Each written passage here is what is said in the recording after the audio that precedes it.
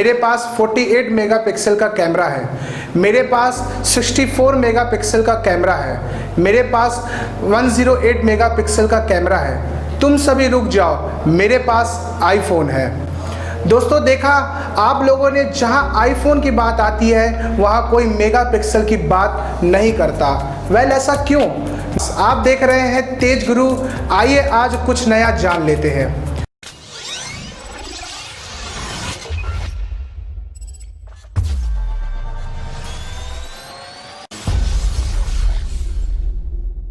दोस्तों आजकल के स्मार्टफोन में आपको 48 मेगापिक्सल, 64 मेगापिक्सल, यहाँ तक कि 108 मेगापिक्सल तक के स्मार्टफोन देखने को मिल जाते हैं। लेकिन जब बात आती है कंपैरिजन और पिक्चर क्वालिटी की, तो यहाँ पे दोस्तों आईफोन का जो कैमरा होता है वो महज 12 मेगापिक्सल का होता है, लेकिन इसकी क्वालिटी 48 मेगापिक्सल, 64 मेगापिक्सल और यहाँ तक कि 108 मेगापिक्सल, इन सभी से आईफोन को बेहतर माना जाता है। ऐसे ही जो हमारा DSLR कैमरा होता है वह भी 16 मेगापिक्सल, 64 मेगापिक्सल तक में पाया जाता है, लेकिन इनकी जो पिक्चर क्वालिटी होती है वो स्मार्टफोन से कई गुना बेहतर होती है। तो दोस्तों आपने कभी सोचा है ऐसा क्यों? दोस्तों इसके कारणों को जानने से पहले हमें मेगापिक्सल को जानना होगा कि आखिर ये मेगापिक्सल होता क्या है। इसी के साथ अगर मेगापिक्सल का जो फंडा है वो जैसे ही आपको समझ में आएगा तो आपके सवाल का जवाब आपको खुद ब खुद मिल जाएगा। दरअसल दोस्तों जब भी हम अपने स्मार्टफोन से फ़ोटो क्लिक करते हैं तो इस फ़ोटो को क्लिक करने के लिए आपके फ़ोन में एक छोटा सा सेंसर लगा होता है जिसे हम इमेज सेंसर के नाम से भी जानते हैं। अब दोस्तों ये जो इमेज सेंसर होता है उसके अंदर बहुत छोटे छोटे पिक्सल होते हैं। तो दोस्तों जब भी आप कोई फ़ोटो क्लिक करते हैं और उसको जूम करके देखते हैं तो हम इन छोटे छोटे पिक्सलों को आसानी से देख सकते हैं। तो दोस्तों जब भी हम कोई इमेज अपने स्मार्टफोन से लेते हैं तो वह पिक्सल के रूप में बहुत छोटे छोटे रूप में स्टोर होती है और यही छोटे छोटे करोड़ों पिक्सल मिला के हमारा इमेज सेंसर एक फ़ोटो क्लिक करते हैं। दोस्तों ये तो थी पिक्सल की बात। अब आपको पिक्सल समझ में आ गया है तो मेगापिक्सल आपको आसानी से समझ में आ जाएगा। तो आइए जानते हैं क्या है मेगापिक्सल का फंडा। दोस्तों पिक्सल को जान लेने के बाद जैसा ही नाम से ही पता चलता है कि मेगापिक्सल, दरअसल इन छोटे छोटे पिक्सल को मिला के बनता है मेगापिक्सल। दोस्तों आपको जान के हैरानी होगी कि 1 मेगापिक्सल में करीब 10 लाख छोटे छोटे पिक्सल होते हैं। मतलब जब हम छोटे छोटे 10 लाख पिक्सल को मिला दें तो बनता है 1 मेगापिक्सल। है ना सोचने वाली बात।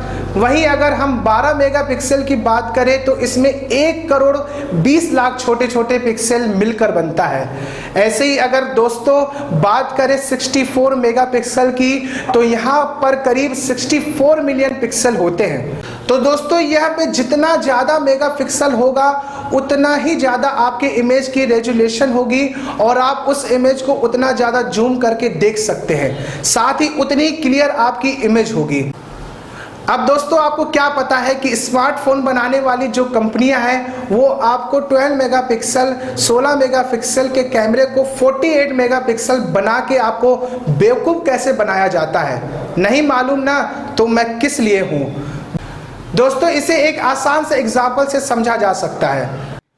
दोस्तों मान लीजिए आपके पास एक बॉक्स है और उस एक बॉक्स में 12 बॉल आती हैं। अब मान लीजिए दोस्तों कि एक बॉल है वह 1 मेगापिक्सल है, या फिर ये कहें कि जो हमारा जो सेंसर है वो 12 बॉल को स्टोर करता है।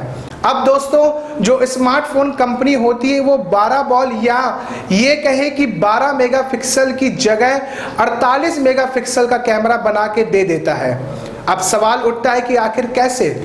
तो दोस्तों यह पर समझने वाली बात यह है कि जो हमारे बॉक्स का साइज तो सेम है, मतलब जो हमारे इमेज सेंसर का साइज है वो तो उतना ही बड़ा है, मगर दोस्तों हमारी जो बॉल है या फिर ये कहे कि हमारा जो पिक्सल है उसे हम छोटा करके 48 पिक्सल बना देंगे।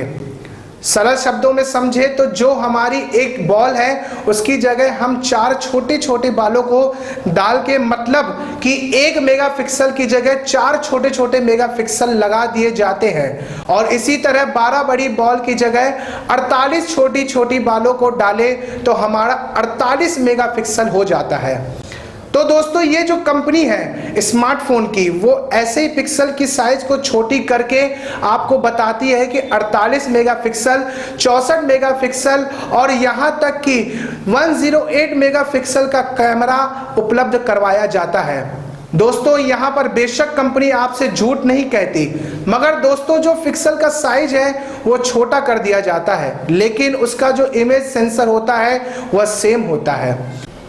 दोस्तों उम्मीद है कि आपको मेगापिक्सल का फंडा समझ में आ गया होगा, मगर आपके दिमाग में अभी भी एक बात होगी कि जो हमारा सस्ता स्मार्टफोन होता है उसके 64 मेगापिक्सल का कैमरा होता है, जो आईफोन होता है उसमें महज 12 मेगापिक्सल का ही कैमरा होता है। फिर भी आईफोन की जो इमेज होती है वो काफ़ी अच्छी होती है। तो दोस्तों ये जो फ्लैगशिप स्मार्टफोन होते हैं उसमें जो इमेज सेंसर साइज होता है वह सस्ते स्मार्टफोन से बड़ा होता है। इसी के विपरीत हमारे सस्ते और नॉर्मल स्मार्टफोन में छोटे इमेज सेंसर होते हैं, जिसकी वजह से जो आईफोन होते हैं उनकी इमेज क्वालिटी काफ़ी अच्छी होती है। तो दोस्तों यहाँ पर जितना ज़्यादा पिक्सल बड़ा होगा आपको उतनी अच्छी इमेज देखने को मिलेगी। इसके साथ ही दोस्तों जो ये फ्लैगशिप स्मार्टफोन है उनमें और भी खूबियाँ होती है, जैसे अपर्चर, इमेज प्रोसेसिंग वगैरह वगैरह। तो दोस्तों ये जो महंगे स्मार्टफोन होते हैं इनमें सारी चीज़ों का बहुत अच्छे से ध्यान रखा जाता है, इसलिए महंगे स्मार्टफोन का जो कैमरा होता है वह काफ़ी अच्छा होता है। ऐसे ही बात करें डीएसएलआर कैमरा की तो दोस्तों तो यहाँ इमेज सेंसर काफ़ी बड़ा होता है।